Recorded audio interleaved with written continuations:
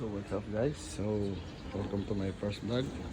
So today's video, i-review natin kung ano yung mga naikabit ko sa aking Sniper 155. Alright? So hindi na natin papatagalin. Siyempre unahin natin is front. Ano ba yung mga nabago natin sa front parts ng ating motor. So by the way, ito lahat is from Lazada. So lahat yun is Lazada lang natin, karamihan. So mga aftermarket parts. So start tayo with the brake lever.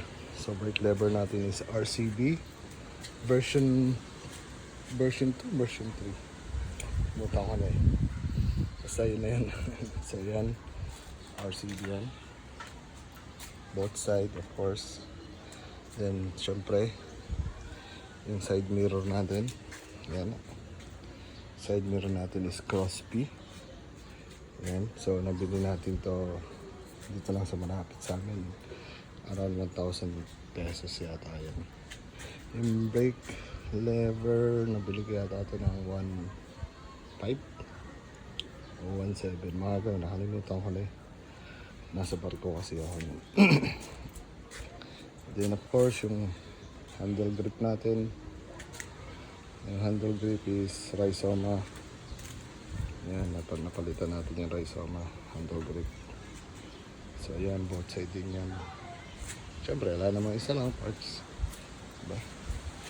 And siyempre yung cellphone holder natin ng Motowolf.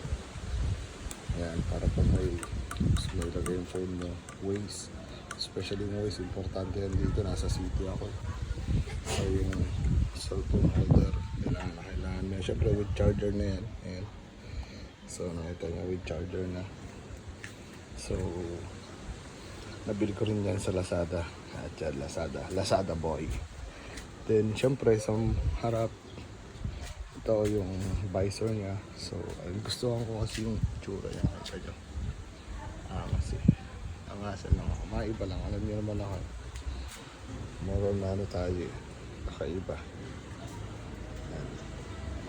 Then syempre dito sa mukha, R1 face cover natin. So ayan, R1 yan, inspired by R1. So pinatong lang natin yan, nakita nyo.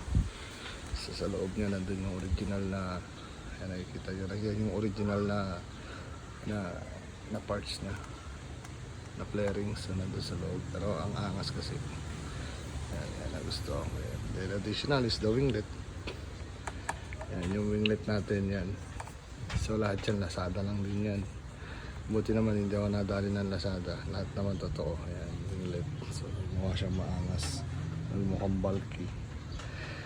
Then syempre ito pang crash guard.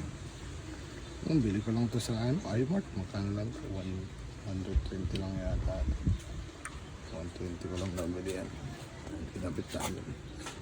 Sa airpods ko lang nagkakabit niyan. Then yung RCB natin na caliper, front lang yan by the way.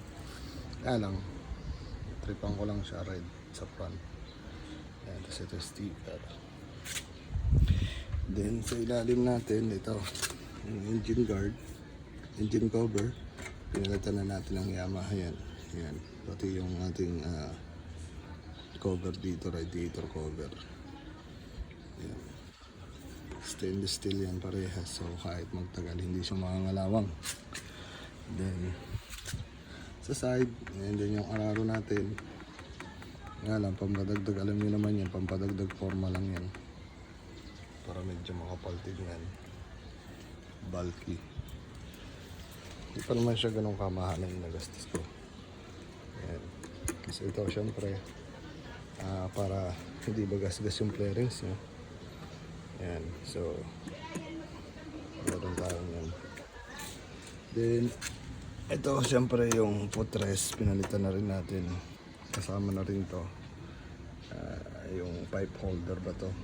So Dyno Pro yan, Lazada lang din yan, lahat yan Lazada lang. Hindi naman tayo mayaman eh. Tapos dito lahat yan Lazada lang yan. Then syempre ito yung rear rear scope natin. Yung rear scope.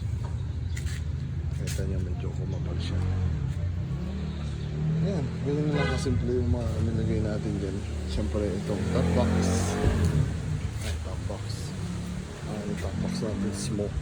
So, pag may mga gusto tayo ilagay. Yung purpose talaga yan kasi mahirap talaga pag walang top box. Punta ka sa SM, may bibilingin ka, kailangan magdala ng bag o ano man, hindi mo pwede ipatong lagi dito sa step grill. Diba? Yan. So yun lang naman, napakasimple lang ng ating setup. Hindi siya ganun ka-luxurious. Hindi naman siya ganun kaya kamahalan. Pero mabigat na rin sa pulsa eh. Yan pa lang, wala pa yung mga iba. Next project natin, syempre gusto natin palitan to. Or yung bahala na yung gulong, papalapa rin natin. So yun lang for today's video. So thank you so much. Sana nagustuhan nyo. Ayan. So thank you so much. And bye bye.